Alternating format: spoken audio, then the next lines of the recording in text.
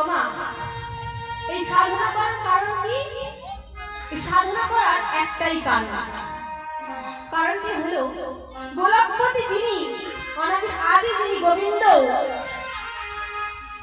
সেই গোবিন্দে ব্রাহ্মণ স্ত্রী লক্ষ্মীকে নিজ স্ত্রীরূপে পাইবার পরে প্রতি জন্মে সাধনা করে চলেছে। কেমন হবে? নারায়ণ পরাবেদা, নারায়ণ পরাক্ষা, নারায়ণ পরাগতি, নারায়ণ পরামুক্তি।